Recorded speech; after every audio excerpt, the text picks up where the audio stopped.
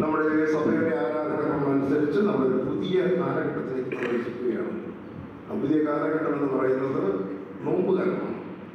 നമ്മൾ കഴിഞ്ഞ ഞായറാഴ്ച വരെ അത് ദനഹാകാലമായിരുന്നു. കർത്താവ് തന്നെ ലോകത്തിന് വെളിപ്പെടുത്തി കൊടുത്ത ആ സഭകൾ ഓരോന്നായിട്ട് നമ്മൾ അനുസ്മരിക്കുകയായിരുന്നു കഴിഞ്ഞ 6-7 ഞായറാഴ്ചകളിലൂടെ. ഇന്ന് മുതൽ നമ്മൾ വലിയ നോമ്പിലേക്ക് പ്രവേശിക്കുകയാണ്.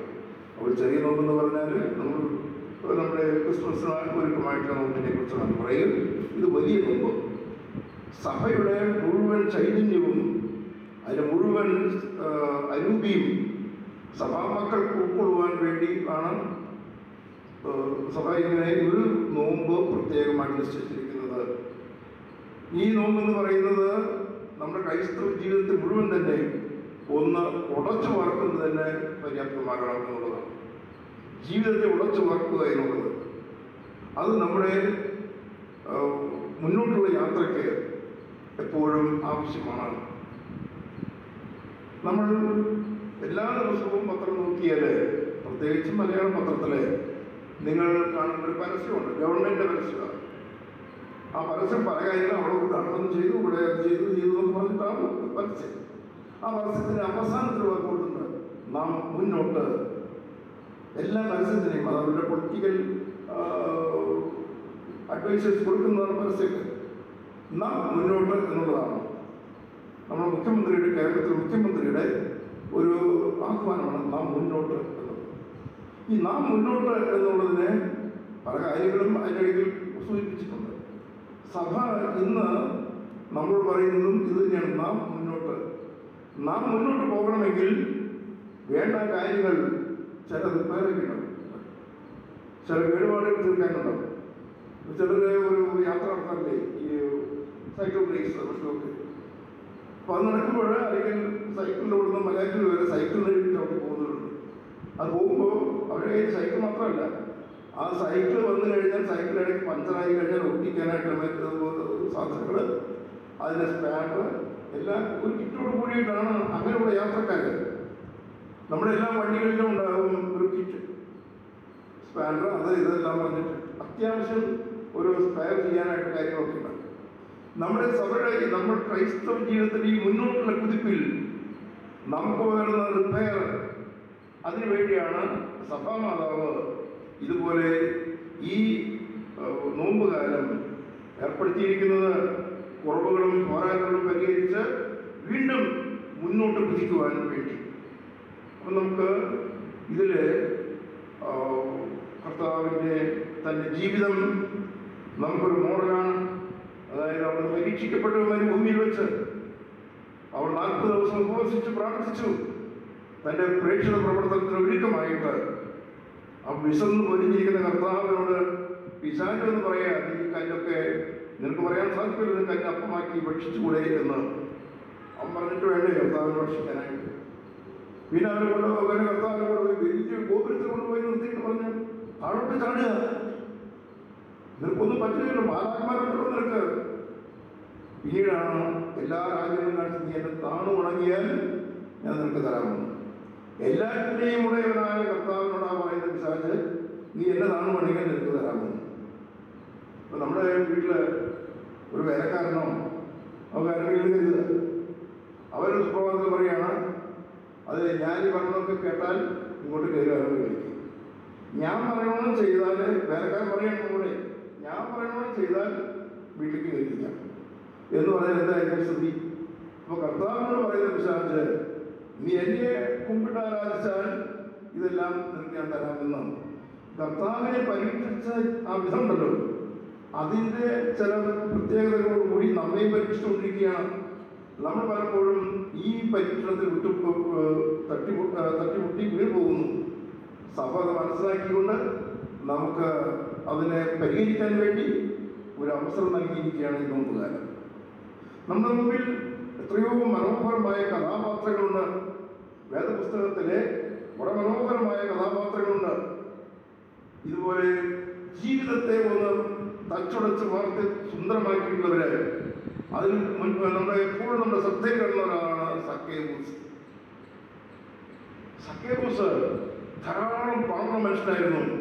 പക്ഷേ മനസ്സിന് മാത്രം ഒരു സന്തോഷമില്ല. പണമുണ്ടെങ്കിൽ മനസ്സിന് സന്തോഷമില്ല. അപ്പൊ അങ്ങനെ കർത്താവിന്റെ പ്രഭാഷണങ്ങൾ അവൻ കേട്ടിട്ടുണ്ട്, പ്രസംഗങ്ങളും ആഹ്വാനങ്ങളും അത്ഭുതങ്ങളൊക്കെ. അവൻ വിചാരിച്ചു ഒരു പക്ഷേ കർത്താവിന്റെ അടുക്കൽ ചെന്നാൽ കണ്ടാൽ ഒരു ആശ്വാസം കിട്ടുമല്ലോ എന്ന്. എല്ലാ സുഖസൗകര്യങ്ങളുടെയും മധ്യ ആശ്വാസമില്ലെന്ന്. നമ്മളിവിടുന്ന് ഇങ്ങനെ പോകുമ്പോഴേ ചില റോഡുകളിലൊക്കെ ഉള്ള കടത്തണ്ടകളില് ചിലർ കിടന്ന് ഉറങ്ങുന്നത് കണ്ടു കഴിഞ്ഞാൽ, റെയിൽവേ സ്റ്റേഷനിൽ കിടന്ന് ഉറങ്ങുന്നത് കണ്ടു കഴിഞ്ഞാൽ തമ്പൂര. ഞാനാണെങ്കിൽ നമ്മളാണെങ്കിൽ പറയും ഞാൻ എയർ കണ്ടീഷൻ റൂമിൽ വലിയ എന്താ സ്പോഞ്ച് മെത്തയിൽ കിടന്നിട്ട് പോയി ഉറക്കം വരുന്നില്ല. എങ്ങനെ ഉറക്കം വരും? അവനുറക്കമുണ്ട്, ഒന്നും ചിന്തിക്കാനില്ല, അവൻ വേറെ ഒന്നും പ്രാർത്ഥനകളില്ല. നമുക്കാണെങ്കിൽ ഒത്തിരിയേറെ വലിച്ചു കൂട്ടി നമ്മളെ കൂടെ വെച്ചിരിക്കുക. അതുകൊണ്ട് നമുക്ക് സമാധാനമില്ല, ഉറക്കമില്ല. ഇവിടെ സഖ്യബോസ് എന്നപോലെ സഖ്യബോസിന് യാതൊരു സമാധാനമില്ല. കർത്താവിനൊന്ന് കണ്ടാൽ മാത്രം മതി എന്ന് വിചാരിച്ചുകൊണ്ടാണ് അവൻ അങ്ങോട്ട് ഓടിപ്പോയത്. അവിടെ ചെന്ന് ആൾ കയറി നിൽക്കുമ്പോഴാണ് കർത്താവ് അവനെ കാണുന്നു. അവനോട് ഇറങ്ങി വരാൻ പറയുന്നു. നിന്റെ വീട്ടിലിരിക്കുന്ന വീഴുന്ന ഭക്ഷണം കഴിക്കണമെന്ന് പറയുന്നു. അവിടെ ചെല്ലുമ്പോഴുള്ള മാറ്റം, കർത്താവേ ഞാൻ എൻ്റെ വസ്തുവിൽ പകുതി ഞാൻ ദരിദ്രർക്ക് കൊടുക്കുന്നു, ആരുടെയും വഞ്ചിച്ചെടുത്തിട്ടുണ്ടെങ്കിൽ അത് ഞാൻ 4 കൊടുക്കുന്നു. ഇങ്ങനെ തന്നെ മുഴുവനായിട്ട് കർത്താവിന് മുമ്പിൽ സമർപ്പിക്കലാണ്. ഇതുപോലുള്ളൊരു സമർപ്പണത്തിനാണ് സഭ നമ്മളോട് ആഹ്വാനം ചെയ്യുന്നത്. ഇത് തട്ടിച്ചെടുത്തിട്ടുണ്ടെങ്കിൽ, വഞ്ചിച്ചെടുത്തിട്ടുണ്ടെങ്കിൽ നമുക്ക് പക്ഷേ ഈ തട്ടിച്ചെടുക്കലും വഞ്ചിച്ചെടുക്കലും അവരുടെ ഒന്നും പണമായിരിക്കില്ല, സ്വത്തുവകളായിരിക്കില്ല. നമ്മുടെ ജീവിതത്തിൽ ഇപ്പോൾ മറ്റുള്ളവരെ തട്ടിച്ചെടുത്തിട്ടുള്ളത് അവരുടെ സൽപ്പേര്. നമ്മൾ ഒരുപക്ഷെ കേടുപാട് വരുത്തിയിട്ടുള്ളത് മറ്റുള്ളവരുടെ ഉയർച്ച, അവരുടെ വളർച്ച, അവരുടെ സമൂഹത്തിലുള്ള അവരുടെ മാന്യത, ഇതിനൊക്കെ നമ്മൾ ഏതെങ്കിലും വിധത്തിൽ അതിനൊക്കെ വിഘാതമായിട്ട് നിന്നിട്ടുണ്ടെങ്കിൽ അതിനൊക്കെ പരിഹാരം ചെയ്യേണ്ട അവസരമാണിത്. പകുതി 4 ഇരട്ടി അത് പരിഹാരം ചെയ്താലേ അത് പൂർണ്ണമാകും. അല്ലാതെ നോമ്പ് എന്നുള്ള ആ ഒരു പ്രത്യേക കാലഘട്ടത്തിൽ ഇറച്ചി കഴിക്കുന്നില്ല, മീൻ കഴിക്കുന്നില്ല, ഒരു നേരം എല്ലാ വെള്ളിയാഴ്ച ഒരു നേരമുണ്ട്, കുരിശിൻ്റെ വഴിയുണ്ട്, ഇതൊന്നും കർത്താവിന് സ്വീകാര്യമാകണമെന്നില്ല. ആമോസ് പ്രവാചകൻ പറയുന്നത്, നിങ്ങളുടെ സുഗന്ധക്കൂട്ടുകളും നിങ്ങളുടെ കാഴ്ചദ്രവ്യങ്ങളൊക്കെ എടുത്തുകൊണ്ട് പോകും, അതെനിക്ക് ദുർഗന്ധം വഹിപ്പിക്കുന്നതാണ്. നിങ്ങളുടെ പൂജാരി വസ്തുക്കളുണ്ടല്ലോ, ഇതൊന്നും ഞാൻ സംപ്രീതനല്ല. നിങ്ങളുടെ മനസ്സുകളെയാണ് നിങ്ങൾ ആദ്യം കീറേണ്ടത്. ചാക്കൊടുത്ത് ചാരം പൂശി പ്രായശ്ചിത്തം ചെയ്തുകൊണ്ടായില്ല എന്ന് കൂടി സൂചനയുണ്ട്. മനസ്സുകൾക്കാണ് മാറ്റം വരേണ്ടത്. അതിന് ഒരു ഗ്രീക്കിലുള്ളൊരു വാക്ക് മെത്തനോയ്യ എന്നൊരു വാക്കാണ്. ആകെ മനസ്സിൽ മറച്ച് അവിടെ ഇവിടെ ഇന്ന് റിപ്പയർ ചെയ്തുകൊണ്ടായില്ല. മലയാളത്തിൽ പറയാറില്ലേ, ഇരുമ്പൊക്കെ മുഴുകിയിട്ട് ചുക്കും കഷായം കുടിച്ചുകൊണ്ടാവില്ല. ഇരുമ്പൊക്കെ മുഴുകിയിട്ട് ചുക്കും കഷായം കുടിച്ചുകൊണ്ട് മാറില്ല. അതിന് ആകമാനമുള്ളൊരു പരിവർത്തനം ആവശ്യമുണ്ട്. ആ പരിവർത്തനത്തിനാണ് ഈ നോമ്പുകാലം സഭ നമുക്കായിട്ട് പ്രത്യേകം നിൽക്കുന്നത്. പക്ഷേ ഈ ഒരു നമ്മുടെ തപശ്ചര്യകൾ, ദാനധർമ്മങ്ങൾ, ഇങ്ങനെയുള്ള പ്രാർത്ഥനകൾ, ഇതൊക്കെ നമ്മളെ സഹായിക്കും. പക്ഷെ അതിൽ മാത്രമാണ് നമ്മൾ നോമ്പെന്ന് കണ്ടാൽ അതൊന്നും ആകുകയില്ല. നോമ്പ് തുടങ്ങും, നോമ്പ് വീടും. പരിപാടിയൊക്കെ പഴയതുപോലെ തന്നെ ചിലരെ കണ്ടിട്ടുണ്ട് നോമ്പ് കാലത്ത് ചെരുപ്പിടുകയല്ല. ചെരുപ്പിടാതെ നടക്കുള്ളൂ, നല്ല കാര്യമാണ്. ചെരുപ്പിടാതെ നടക്കും. പിന്നെ ഒരു നേരം ഭക്ഷണം കഴിക്കുള്ളൂ, അത് നല്ല കാര്യമാണ്. ഇതൊക്കെ നല്ല നല്ല കാര്യമാണ്. പക്ഷേ തൻ്റെ കുടുംബത്തിൽ തൻ്റെ ഭാര്യയോട് സംസാരിക്കും, കുട്ടികളോട് സ്നേഹമായിട്ട് പെരുമാറും, സഹോദരങ്ങളോട് സൗഹൃദവും സ്നേഹം പുലർത്തുക, അവിടെയാണ് പരിഹാരം കണ്ടെത്തേണ്ടത്. നമ്മുടെ കുടുംബത്തിൽ ആ സ്നേഹബന്ധങ്ങൾ, അയൽബന്ധങ്ങൾ, നമ്മുടെ ബന്ധത്തിൽപ്പെട്ടവരോടുള്ള ആ ഒരു അവരുടെ നല്ല സുഹൃത്ത് ബന്ധങ്ങൾ, ഇതൊക്കെ ഇതിനെന്തെങ്കിലും തരത്തിൽ ഓട്ടമോ വാട്ടമോ തകർച്ചയോ സംഭവിച്ചിട്ടുണ്ടെങ്കിൽ അത് മാറ്റാനുള്ള നല്ല സന്ദർഭമാണ് ഇത്. ഈ കൊറോണ കാലത്ത് നമ്മൾ പലതും പുതുതായിട്ട് പഠിച്ചറിഞ്ഞു, പുതുതായിട്ട് മനസ്സിലാക്കി. കഴിഞ്ഞ ദിവസം എന്നോട് പറഞ്ഞത് ഈ തവണ ക്രിസ്മസിനെ ഒരു സാധനം കേക്ക് വാങ്ങിക്കാൻ പുറത്തുനിന്ന് കേക്ക് വാങ്ങിക്കാനായിട്ട് പേടി, അത് വേറെ എന്തൊക്കെയാവുന്നു. ഞാൻ യൂട്യൂബ് നോക്കിയിട്ട് കേക്ക് ഉണ്ടാക്കി. അപ്പം ഞാനത് വേറെ പരീക്ഷണം എൻ്റെ കൂട്ടുകാരത്തേക്ക് പറഞ്ഞു കൊടുത്തു. അപ്പം ഞങ്ങൾ ഒരു 10-15 വീട്ടുകാരുടെ കേക്ക് ഞങ്ങളുണ്ടാക്കി. ഒരു പുതിയ പരീക്ഷണം, അത് വിജയിച്ചെന്നാണ് പറയുന്നത്. അപ്പം ഇത്തവണ ഞങ്ങൾ ഇനി കേക്ക് സാധാരണ വിൽപ്പന നടത്തണമെങ്കിൽ വേണ്ടത് വേണ്ടേ, അല്ലെങ്കിൽ തന്നെ ഒരു സൗഹൃദ ബന്ധത്തിൽ വിതരണം ചെയ്യാൻ തീരുമാനിച്ചിരിക്കുക. ഒരു പുതിയ രീതി കണ്ടെത്തിയിരിക്കുന്നു.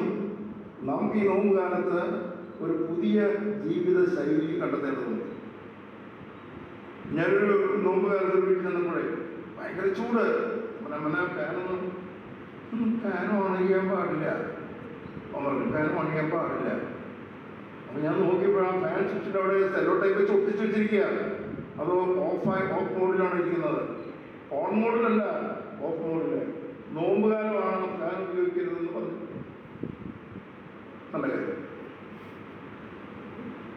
അവിടെ ആ ഫാൻ കറങ്ങുന്നതിനേക്കാൾ വലിയ കറക്കലാണ് മറ്റേ അയൽവ വീട്ടുകാരെ കുറിച്ചുള്ള. ഞാൻ പിന്നീട് വർത്തമാനങ്ങളിൽ അവിടെ ചേർത്ത് പറയുന്ന വർത്തമാനം കേട്ടാ കഴിഞ്ഞാലേ ഈ ഫാൻ എന്ത് പഠിച്ചു, ആ വീട്ടുകാരെ കുറിച്ചുള്ള ഉള്ളതെല്ലാം ഒക്കെ അങ്ങനെ പറഞ്ഞ് ഞാൻ പിന്നെ വേറെ വിഷയമായിട്ട് അവിടെ നിന്ന് പോകുന്നു, രക്ഷപ്പെട്ടു.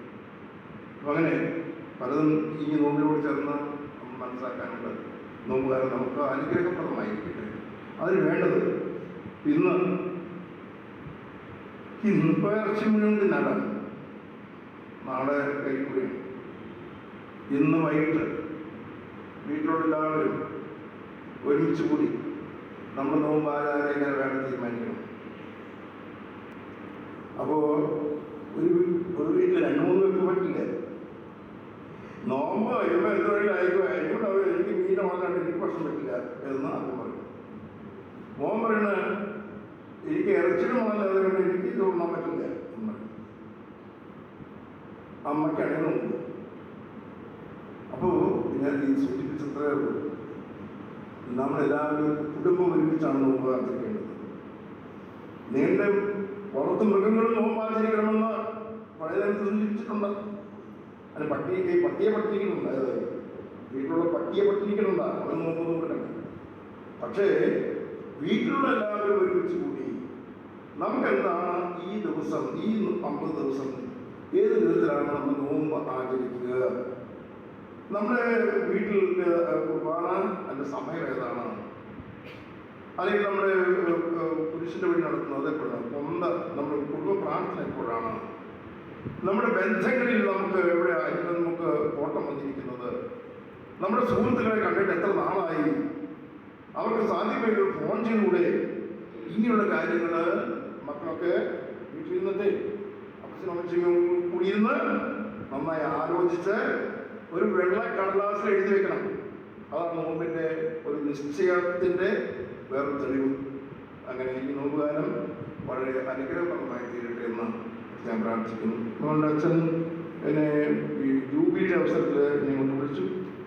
പൗരോഹിത്യത്തിൻ്റെ 50 വർഷം പൂർത്തിയായി എന്നുള്ളത് അത് കാലഘട്ടത്തിന് പൂർത്തീകരണം. ഈ അനുഭവത്തിൽ പറഞ്ഞാൽ ഇവിടെ ആദ്യമായിട്ട് വികാരിയാകുന്നത് ഇവിടെയാണ് 1974. അപ്പം ആദ്യത്തെ വികാരി സ്ഥാനം എടുക്കുമ്പോൾ ഒരു പ്രത്യേകത ഉണ്ടല്ലോ, പള്ളിയോടുള്ള നമുക്കറിയാവുന്ന കാര്യമാണ്. അപ്പോൾ അതുപോലെ ഇവിടെ ഈ മേഖലയായിട്ട് മഠത്തിൻ്റെയും അവിടെ ഷാപ്പയിലായിരുന്നു കുറേ ഈ പറഞ്ഞ കാലങ്ങളിലൊക്കെ. നിങ്ങൾ ഈ എൻ്റെ പൗരോഹിത്യത്തിൻ്റെ പൗരോഹിത്യ ജീവിതത്തിൽ എന്നെ വളർത്തുകയും എന്നെ ശക്തിപ്പെടുത്തുകയും പ്രോത്സാഹിപ്പിക്കുകയും ചെയ്തിട്ടുള്ളത് ഈ ഇടവകയാണ്. ഈ ഇടവകയിൽ നിങ്ങൾ ഓരോരുത്തരുമാണ്. ഒരുപക്ഷെ നിങ്ങളുടെ അപ്പാപ്പന്മാർ അച്ഛന്മാരും അമ്മൂമ്മമാരും അപ്പന്മാരൊക്കെ ആയിരിക്കും. നിങ്ങളാവുന്നില്ല, കുട്ടികൾക്ക് എന്നെ അറിയുകയില്ല. 1978 സൂചിപ്പിച്ചതുപോലെ 74 മുതൽ 80 വരെ ഞാൻ ഒരു വികാരിയായിരുന്നു.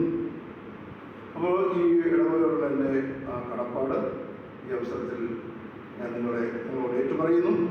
നിങ്ങൾ ഓരോരുത്തരുമാണ് എൻ്റെ നിങ്ങളുടെ കാരണവന്മാർ എന്നെ ശക്തിപ്പെടുത്തുകയും ആദ്യകാലമായതുകൊണ്ടേ പേടിയുണ്ടല്ലോ.